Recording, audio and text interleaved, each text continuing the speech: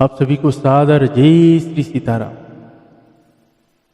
आइए आज हम सभी पूज्यपाद गोस्वामी श्री तुलसीदास जी महाराज जी के द्वारा रचित श्री रामचरितमानस जी के अरण्य कांड श्रवण कर रहे हैं। और भगवान भोलेनाथ जी, माता भवानी जी की यह असीम कृपा है जो हमें ऐसे ग्रंथों के आश्रित हो पाए हैं और उन्हीं की आसरा मिल रहा है। मेरे रघुनाथ जी की असीम कृपा है जो उन्होंने हमारी इस मुख से अपने ही चरित्र को गवा रहे हैं। आप सभी परम सुखी है, हम सभी परम सुखी है जिनके कानों तक भगवान की नाम का ये अमृत पहुंच पा रहा है। भगवान रघुनाथ जी का ये चरित्र जो कोई गाता है, जो कोई श्रवण करता है, उन सब के मनोकामना पूर्ण होता है। और भगवान की इस रहस्य को जो भी समझ जाता है और उसके ऊपर अमल करता है तो भगवान का धाम प्राप्त होता है। तो हम सभी बड़े ही सौभाग्यवान हैं जो शंकर भगवान जी के इस असीम कृपा से उन्होंने इस चरित्र को माता पार्वती जी को कह रहे हैं जो भगवान गोस्वामी तुलसीदास जी महाराज जी ने उसको लिखे हैं। ये भगवान शंकर जी के मानस की कथा है। शंकर भगवान ही इसको रचिता है और सिर्फ गोस्वामी तुलसीदास जी महाराज जी के सिर्फ नाम ही हुआ है। बाकी ये पूरी श्री रामचरितमानस स्वयं शंभुनाथ का ही रचा हुआ है। तो इसीलिए भगवान श्रीमुख का वचन, भगवान श्री रघुनाथ जी के जितने भी वचन हैं यहाँ सब उनके श्रीमुख का वचन है। तो आइए हम सभी ऐसे भगवान की इस अविरल लीला को सभी श्रवण करते हैं और भगवान श्री रघुनाथ जी की कृपा का और उनकी बताए हुए रास्ते का अनुसरण करते हैं।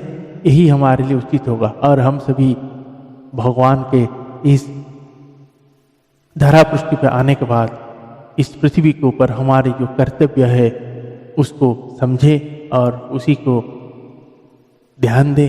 हमारे कारण कोई दुखी ना हो, सभी जीवों के प्रति हमारी परम सेवा हो और सभी हमसे खुश रहे हैं, चाहे वो छोटे से छोटे जीव क्यों ना हो। किसी के प्रति अपने अंदर इतनी बड़ी क्रूरता ना लाए, किसी को ना मारे, किसी पक्षी या किसी भी जीव के प्रति इतना अत्याचार ना हो कि उसको अपनी जीवन देना पड़े।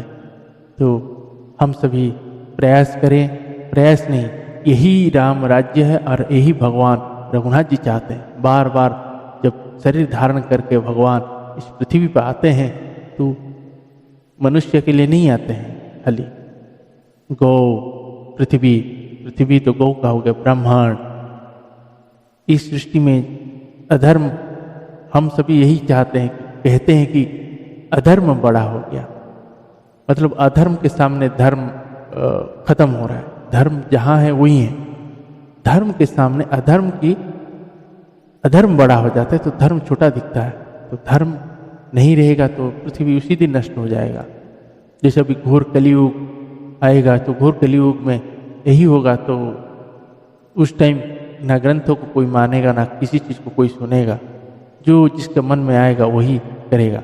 लेकिन आज हम बड़े ही भाग्यवान हैं कि हमारे नज़रों के सामने रघुनाथ जी मंदिर में प्रवेश कर चुके हैं और इस पृथ्वी पे बस चुके हैं, आ चुके हैं।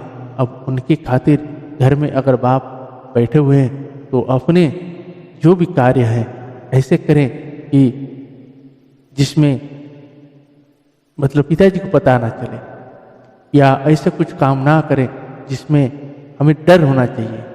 अपने भगवान के प्रति अपना डर होना चाहिए कि जब रघुनाथ जी आ चुके हैं फिर भी हम उन गौ माताओं के प्रति अत्याचार कर रहे हैं, फिर भी हम फिर पॉलीथीन लाके और सब्जियां भर भर के गाय के सामने उधर कूड़ेदान में फेंक के आ रहे हैं, कचरा बढ़ा रहे हैं। तो उसमें उस बेजुबान जीव जब खा के वो लोग जा रहे हैं उसका पाप नहीं पड़ेगा, सबके ऊपर पड़ेगा। जो जिसका भी एक हिस्सा तो है। और दूसरा, जब उसकी दूध पी रहे, जब वो पॉलीथीन खा के मर रही है, तो उस पॉलीथीन में क्या उसको खाली बीमारी हो रहा है, आपको नहीं हो रहा है? उसका दूध भी तो आपके बच्चे पी रहे हैं, आप भी पी रहे हो। वो बाजार का दूध वही है जो बाजार में जाता है। एक लोग क्या करते हैं, गाय का दूध निकाल के भेज देते हैं बाहर, अब वो घूमती रहे, और लेकिन वो जो खा के दूध देती है वही दूध आपके भी बच्चा पी रहा है। तो ये मत सोचिए कि हम जी जाएंगे, कोई नहीं बच पाओगे। और ऊपर से नरक की यातना, एक 86,000 लाख यूनियन नहीं है, करोड़ों करोड़ों लाख यूनियन में भटकते रहो। तो मेरा हम सबका यही प्रयास होना चाहिए, हम एक से एक जुड़े कड़ी बनाएं अपने आप को। आज एक है, कल 10 हो जाएंगे, परसों 100 हो जाएंगे, 1000 हो जाएंगे, 5000 हो जाएंगे, लाख हो जाएंगे, करोड़ हो जाएंगे। सब अपने मन में खुद ठाने कि हमें पॉलीथीन यूज नहीं करना है, या ऐसा कोई चीज़ घर में बाजार से लेके नहीं आना है जो हमें उसको फेंकना पड़े और उस जाके गौ माता के मुंह के अंदर उसके पेट पे जाए, या कोई भी जीव उसके लिए परेशान। तो आइए हम सभी आज इस रघुनाथ जी आ चुके हैं, तो रघुनाथ जी के शरण में रह कर हम सभी यही प्रतिज्ञा लेते हैं कि हमारे द्वारा अब गौ वंश को कोई भी ऐसी नुकसानी नहीं देंगे, नुकसान नहीं करेंगे। तभी ये एक अच्छा राष्ट्र बन पाएगा और हमारी एक विवेक, अच्छा विवेक रहेगा। और एक विवेक शून्य की तरह हम अगर अपने आप को बर्ताव करेंगे तो इस मनुष्य जन्म हमारा विफल हो जाएगा। तो आइए हम सभी भगवान श्री रघुनाथ जी के चरणों में अपने इस क्रूरता के भाव को त्याग के भगवान के दिए हुए पथ को अपनाते हैं, सभी जीवों के प्रति दया करते हैं और कृपा भगवान हमारे ऊपर करेंगे। और आखिर में हमें भगवान के ही धाम जाना है, तो हम जैसे हमें विदेश जाना होता है तो हम बहुत पहले तैयारी करते हैं, कहीं भी जाना होता है तैयारी करते हैं। तो हमें जो पता है कि हमें भगवान के धाम जाना चाहिए, तो उसके लिए कुछ तैयारी तो करना पड़ेगा, लेकिन किए क्या है? अब तक कुछ भी तैयारी नहीं किए हैं। बताइए, ऐसे ही जाएंगे, पाप का बोझ लेके जाएंगे, भगवान अपने उधर घुसाएंगे? खाली मंदिर घूम के छल कपट से भरा हुआ मंदिर जाके देखने से नहीं होगा। सभी जीवों के प्रति जब तक आपकी दया नहीं खुलेगा, भक्ति वहीं से पैदा होता है। जब आप जीवों के प्रति दया करना शुरू हो जाएगा तो अपने अंदर ऑटोमेटिक भक्ति आ जाएगी और भगवान के धाम और भगवान खुद खुशी खुशी तुम्हें बुला के लेके जाएंगे और अपने अच्छे से दर्शन कराएंगे। तो आइए आज के प्रसंग को हम श्रवण करते हैं। अरण्य कांड में भगवान श्री रघुनाथ जी माता जानकी जी को ढूंढ रहे हैं और गिद्धराज जटायु जी रावण से माता को छुड़ाने की कोशिश किए और रावण ने अपने जटायु जी के दोनों पंख काट दिए हैं। जटायु जी भगवान के चरण में अपने प्राण त्यागे हैं और भगवान रघुनाथ जी ने उनकी अंतिम संस्कार करके आगे माता जी को ढूंढते हुए वो दक्षिण दिशा की ओर जा रहे हैं। आइए हम उन माता जानकी जी और भगवान श्री रघुनाथ जी के चरणों में विनती करते हैं और प्रार्थना करते हैं, हे रघुनाथ जी, आप हमें उन जीवों के प्रति जितना भी आप करना चाहते हैं हमें ही चुनिए, हमारे माध्यम से आप उनका उपकार करवाइए और यही हम आपसे चाहते हैं। जय श्री सीताराम।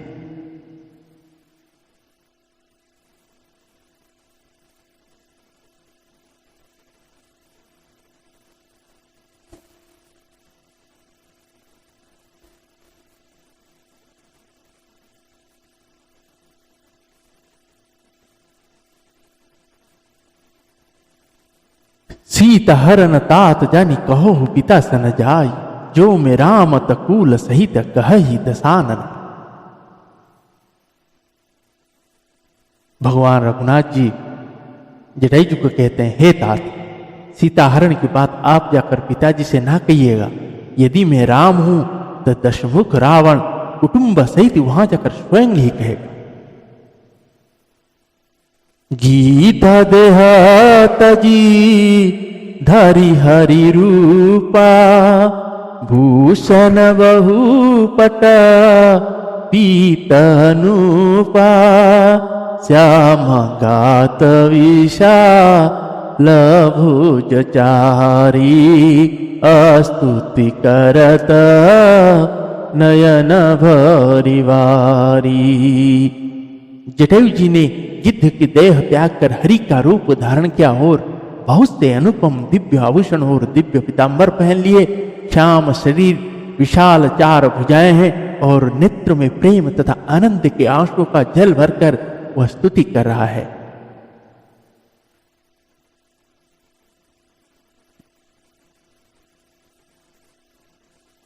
जय राम रूप अनूप निर्गुण सगुण गुण प्रेरक सही दस शीस बाहु प्रचंड खंडन चंड सर मंडन मही पाथोदगात सरोज मुखरा जीवायत लोचनं नितनोमि राम कृपालवाहु विशाल भव भयमोचनम।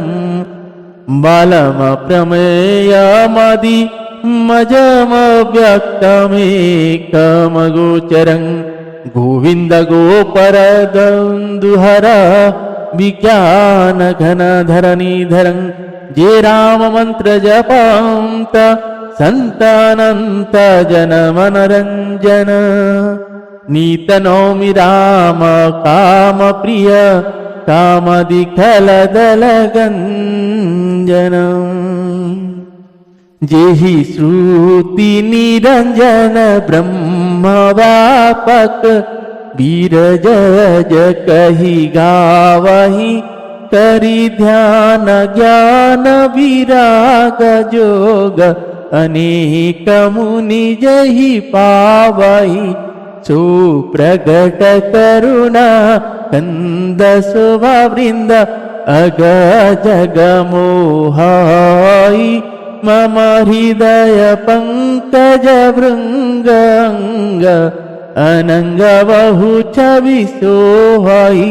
जो अगम सुगम सुभाव निर्मल असम सम शीतल सदा पश्यन्ति जा जोगी जतन करि करत मन गोवस सदा। सो राम रमणीवास संतत दास बस त्रिभुवन धनी। मम ऊरवसौ समन संश्रुति जासु कीरति पावनी। जासु कीरति पावनी। श्री श्यावर रामचंद्र भगवान की जय। गिद्धराज जटायु जी ने जब पर भगवान के धाम जा रहे हैं तो भगवान के ही रूप लेके जा रहे हैं वो, और जाते जाते वो भगवान श्री रघुनाथ जी की स्तुति कर रहे हैं।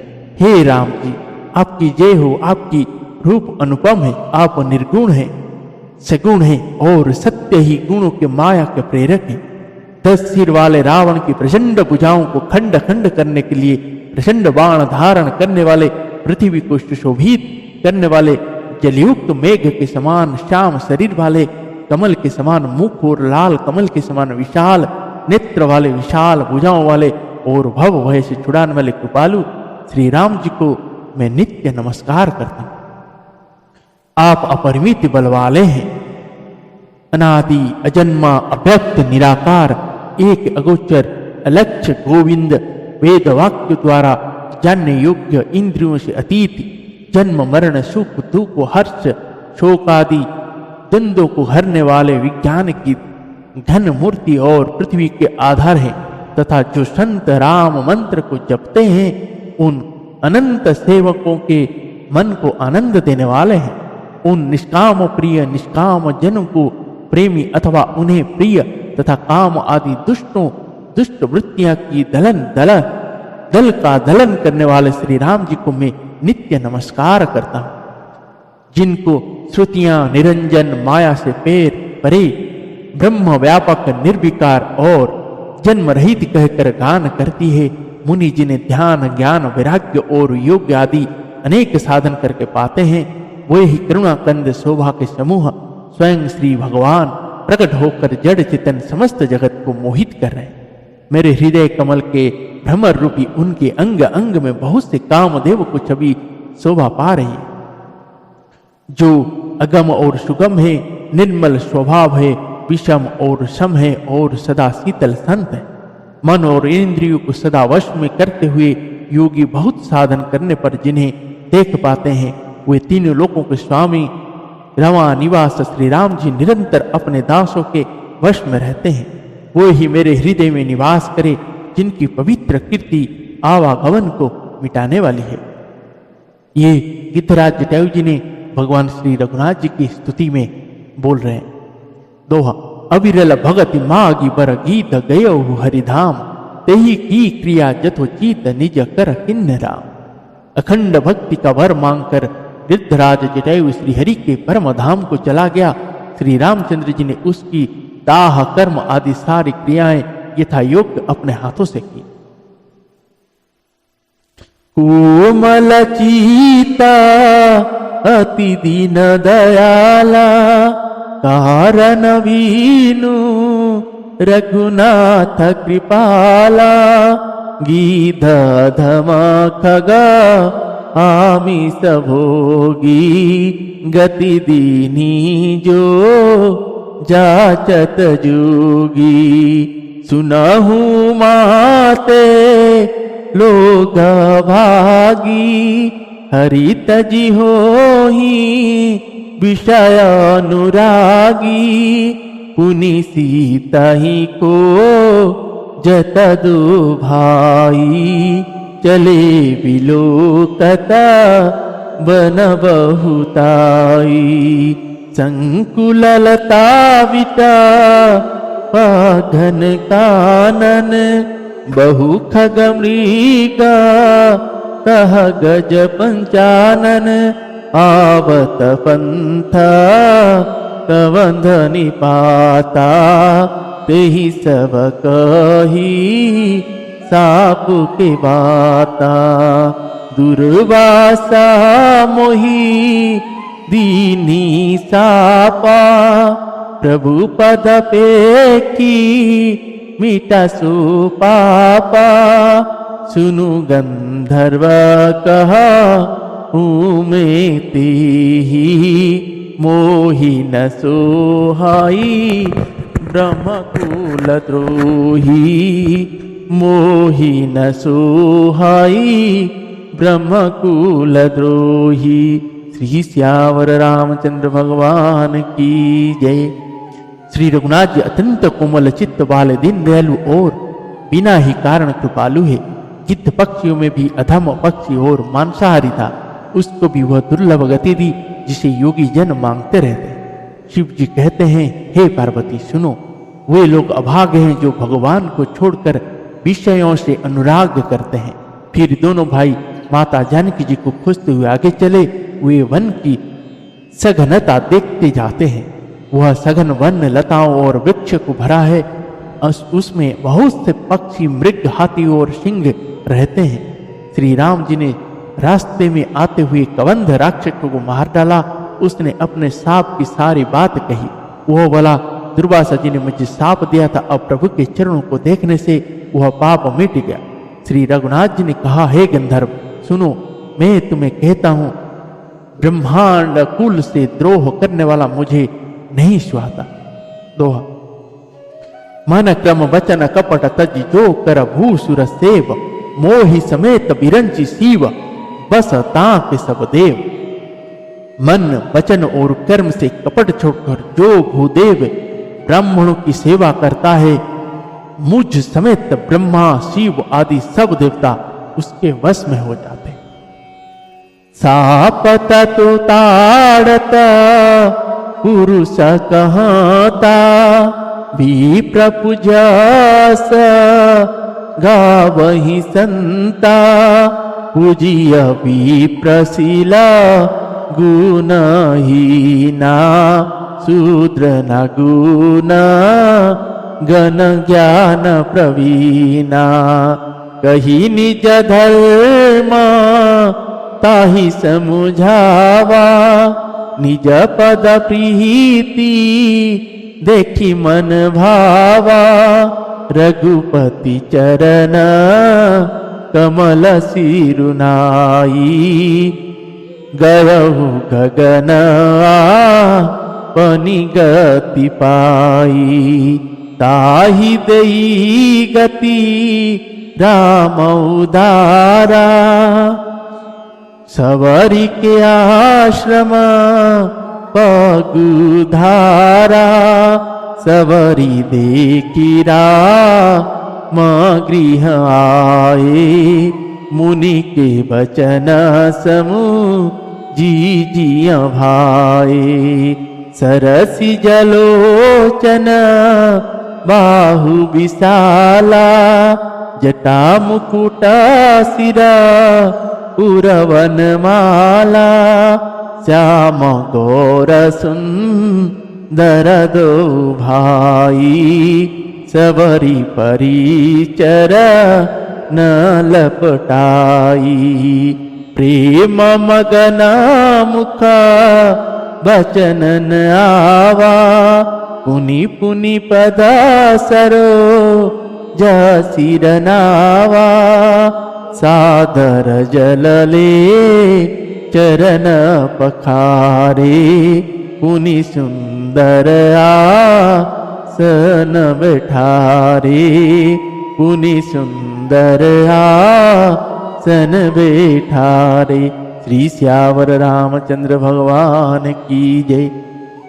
साप देता हुआ मारता हुआ और कठोर वचन कहता हुआ भी ब्राह्मण पूजनीय है, ऐसा संत कहते हैं। शील और गुणों से हीन भी ब्राह्मण पूजनीय है, और गुण गण से युक्त और ज्ञान में निपुण भी शूद्र पूजनीय नहीं। श्री राम जी ने अपना धर्म भागवत धर्म कहकर उसे समझाया, अपने चरणों में प्रेम देखकर वह उनके मन को भाया। तदंतर श्री रघुनाथ जी के चरणों कमल में सिर नवाकर वह अपनी गति गंधर्व का स्वरूप पाकर आकाश में चला गया। उदार श्री राम जी उसे गति देखकर शबरी जी के आश्रम में पधारे। शबरी जी ने श्री रामचंद्र जी को घर में आए देखा, तब मुनि मतंग जी के वचनों को याद करके उनका मन प्रसन्न हो गया। ये एक अपचरित माता शबरी जी का है। शबरी जी ने, अब शबरी जी का चरित्र सुनाता हूँ। एक बार शबरी जी जब अपने यौवन काल में उनकी विवाह तय हुआ था, तो माता शबरी जी ने जैसे सुबह विवाह, तो उन्होंने खिड़की ऐसे खोल के देखे, तो बाहर बहुत सारे पशु बंधे हुए थे। तो देखे तो उन्होंने सखियों से पूछे, ये कैसे, ये सब पशु कैसे बंधे हुए हैं? तो सखियों ने बोले, ये कल तुम्हारे विवाह में ये भोजन बनेगा तो सब खाएंगे। माता ने बोला, अब ऐसी विवाह में जहाँ इन निर्दोषों का हत्या होगा, उसमें मुझे क्या मिलेगा? अगर मेरे शादी के कारण इन निर्दोष जीवों की हत्या हो रहा है तो मुझे इसमें शादी नहीं करूँ। बोल के माता रात को आके सभी जो भी जीव बंधे हुए थे उनको सबको खोल दिए। जब खोल दिए, सब जीव सब रो रहे थे। माता शबरी को देख के सब रो रहे थे, और उन्होंने माता शबरी को वहाँ के आशीर्वाद दिए हैं।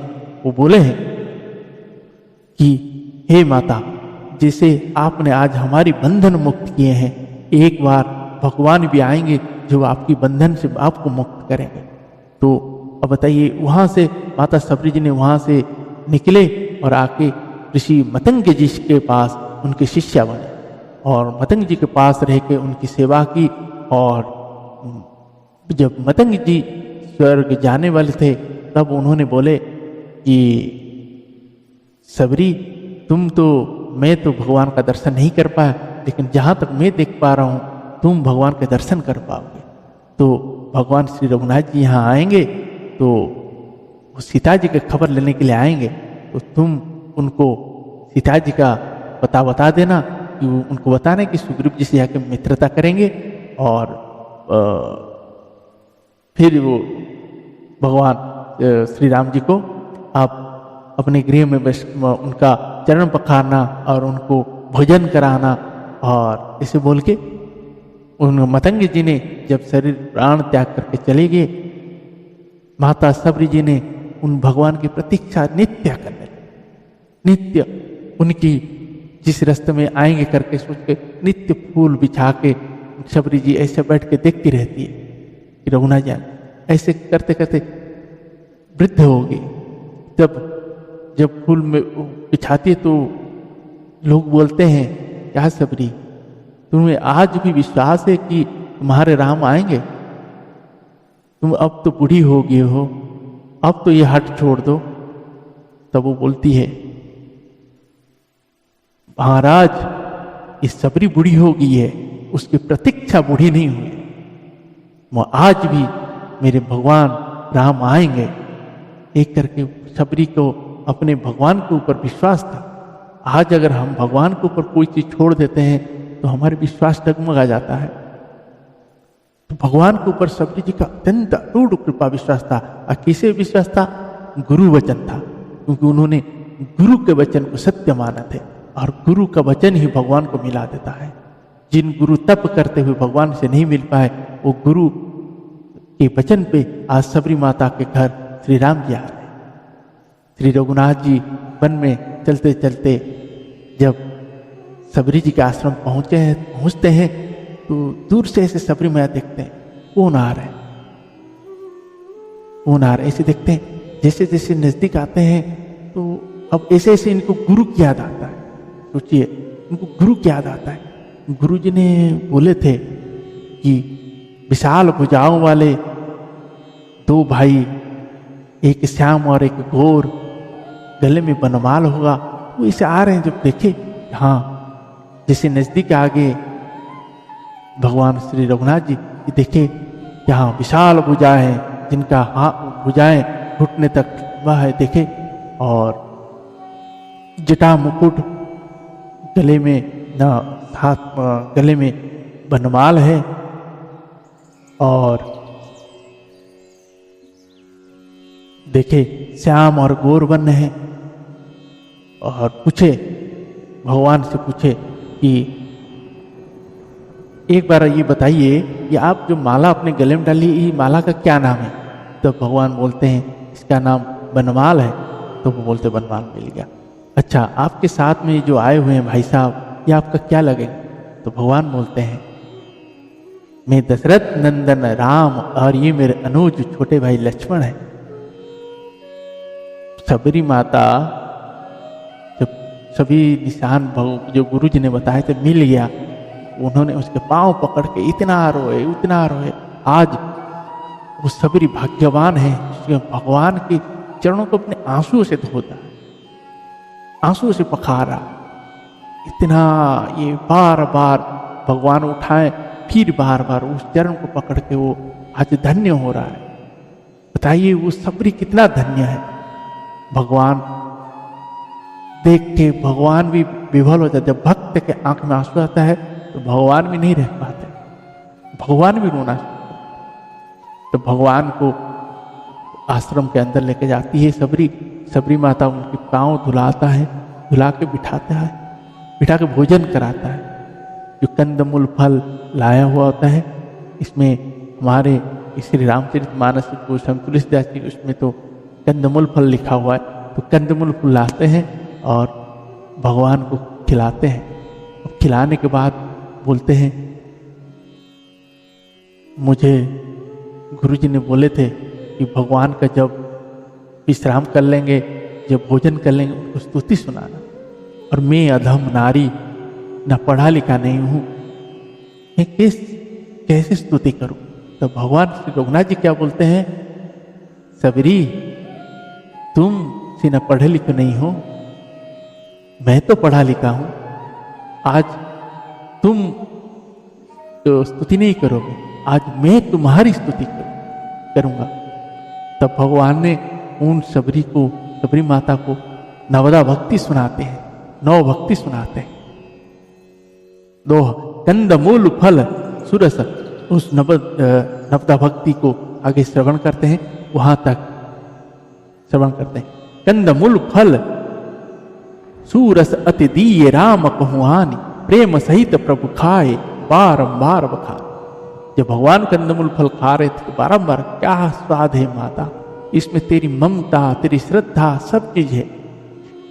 पानी जोरिया गे बैठाड़ी, प्रभु ही बिलो की प्रीति अति बाड़ी, कही विधिया स्तुति करो तुम्हारी, अधम जाति में जड़मति भारी, अधम ते अधम अति नारी, तिन्ह मह में मति मंद अघारी, कह रघुपति सुनु भामिनी बाता, मानौ एक भगति करनाता, जाति पाति कुला धर्म बड़ाई, धन बल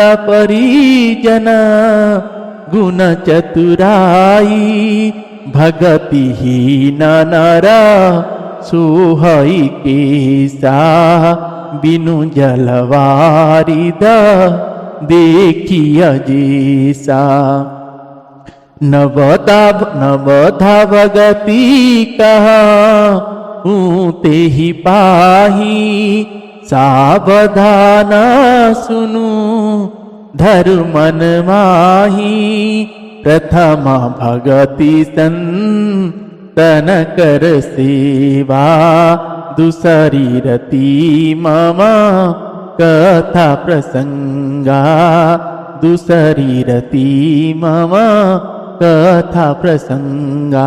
श्री श्यावर रामचंद्र भगवान की जय।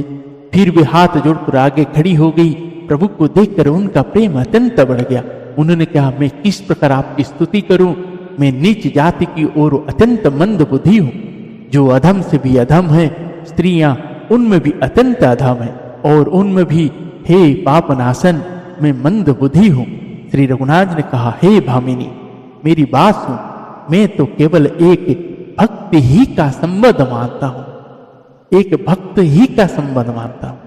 जाति पाति कुल धर्म बड़ाई धन बल कुटुंब गुण और चतुरता, इन सब के होने पर भी भक्ति से रहित मनुष्य ऐसा लगता है जैसे जलहीन बादल शोभाहीन दिखाई पड़ता है।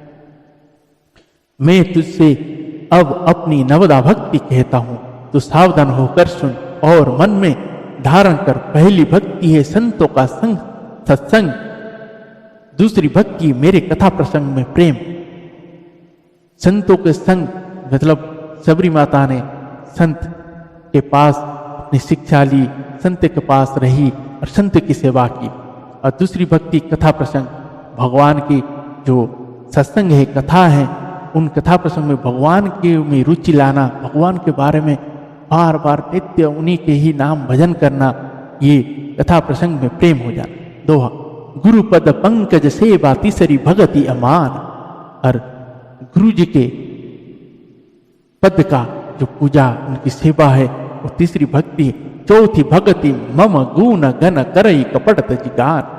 और जो बिना कपट के भगवान का गुणगान करता है, भगवान का ही स्मरण करता है, वो चौथी भक्ति है। तीसरी भक्ति है अभिमान रहित होकर गुरु के चरण कमलों की सेवा। और चौथी भक्ति यह है कि कपट छोड़कर मेरे गुण समूह का गान कर। मंत्र जापा मम दृढ़ विश्वासा, पंचम भजन सो वेद प्रकाशा, छठदम शीला विरति बहु कर्मा, निरत निरंतर सजन धर्मा, सातव वसमा मोही मय जग देखा, नमो तो संता धिक कर लेखा, आठवा जथा लाभ लाभ संतोषा, सपन ही देख ही पर दोषा, नवम सरला सब छन छल ही ना, मम भरोसा हिया हर्ष नदीना नव महु एकहु जिनके होई नारी पुरुष सचा राचर कोई नारी पुरुष सचराचर कोई। श्री सियावर रामचंद्र भगवान की जय। मेरी राम मंत्र का जाप और मुझ में दृढ़ विश्वास यह पांचवा भक्ति है जो वेदों में प्रसिद्ध है। छठी भक्ति है इंद्रियों का निग्रह, शील, अच्छा स्वभाव या चरित्र, बहु कार्यों से वैराग्य और निरंतर संत पुरुषों के धर्म आचरण में लगे रहना। सातवीं भक्ति है जगत भर को समभाव से मुझ में ओतप्रोत राममय देखना और संतों को मुझसे भी अधिक करके मानना। आठवीं भक्ति है जो कुछ मिल जाए उसी में संतोष करना और स्वप्न में भी पराये दोषों को ना देखना। नौवीं भक्ति है सरलता और सबके साथ कपट रहित बर्ताव करना, हृदय में मेरा भरोसा रखना और किसी भी अवस्था में हर्ष और दैन्य मतलब विषाद का ना होना। इन नवों में से जिनके एक भी होती है वह स्त्री पुरुष जड़ चेतन कोई भी हो।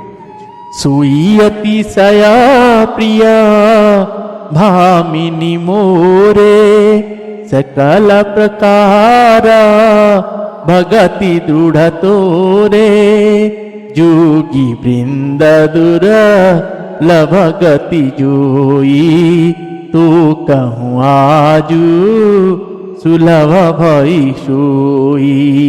मम दर्शन फला परम अनुपा जीव पाव निज सहज स्वरूपा जनक सुता कई सुधि भामिनी जानहि कहु करी बरगामिनी।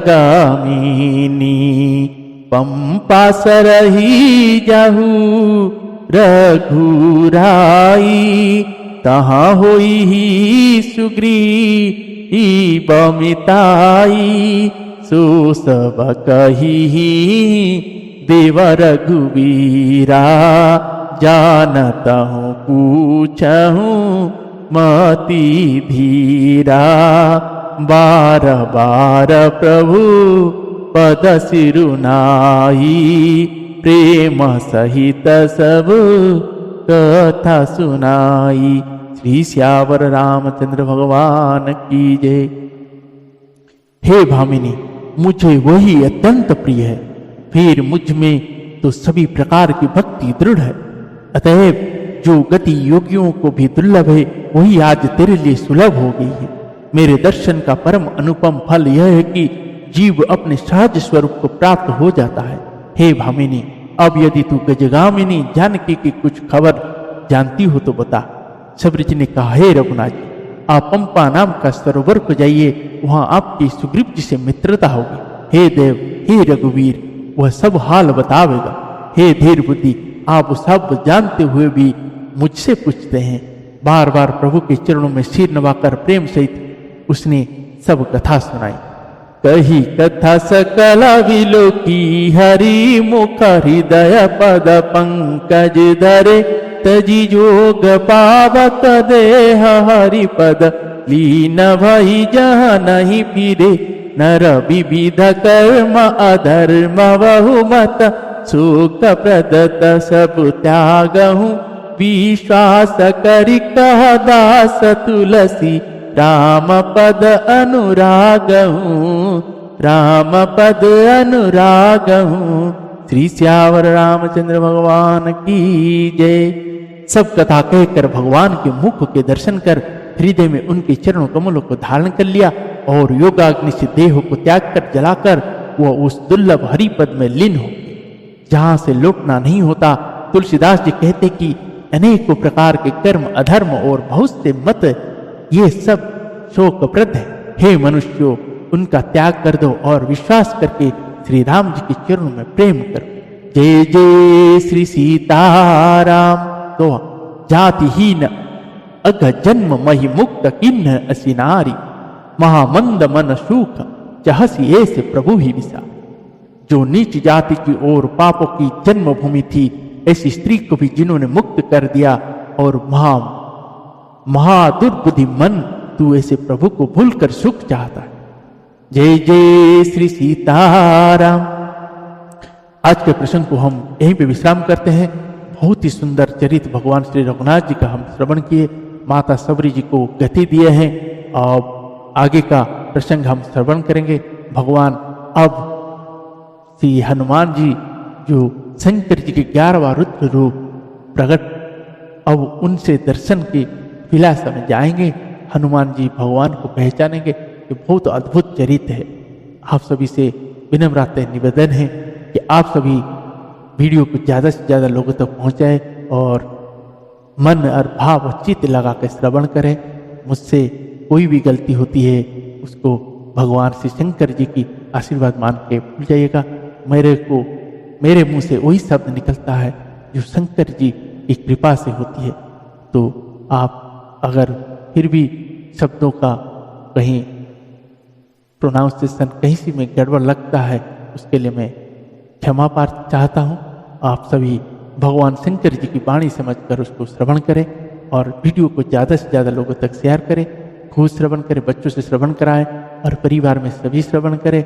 और नित्य अपने घर में हमारे इस ग्रंथों को जरूर श्रवण करें। और जिन लोगों ने अभी तक हमारे इस चैनल को सब्सक्राइब नहीं किया वो सब्सक्राइब करें, बेल आइकन को जरूर प्रेस करें, ताकि आपको दैनिक भगवान की इस अनुपम चरित्र को बखान कर हम आपके सामने लाएंगे और भगवान की इस चरित्र की गाथा आपके कानों तक पहुंचाएंगे, जिसमें भगवान आपकी हर मनोकामना और मंगलकारी कामना कराएंगे। रघुनाथ जी की असीम कृपा आप सभी के ऊपर होगी, हमारे ऊपर होगी। आइए उन भगवान श्री रघुनाथ जी माता जानकी जी के चरणों में ये वंदना करके आज के प्रश्न को यहीं पे विश्राम देते हैं। भगवान अब माता सबरी जी को गति देके भगवान विश्राम कर रहे हैं। अब भगवान हनुमान जी के पास जाएंगे, पंपा सरोवर की ओर जाएंगे। तो तब हम श्रवण करेंगे, पुनः कल श्रवण करेंगे। आइए सभी भगवान माता जानकी जी और भगवान श्री रघुनाथ जी के चरण में ये 2 दोहा श्रवण करते हैं, गाते हैं। सीतारामा चरण राति मोरे, अनुदीन बढ़ाऊ अनुग्रह तोरे। जहि विधि नाथ होई हित मोरा, जहि विधि नाथ होई हित मोरा। करहूँ सुबेगी में दास हूँ तोरा। सीताराम राम राम सीता राम राम राम। राजा राम राम राम राजा राम राम राम। सीताराम राम राम सीता राम राम राम। श्री श्यावर रामचंद्र भगवान की जय।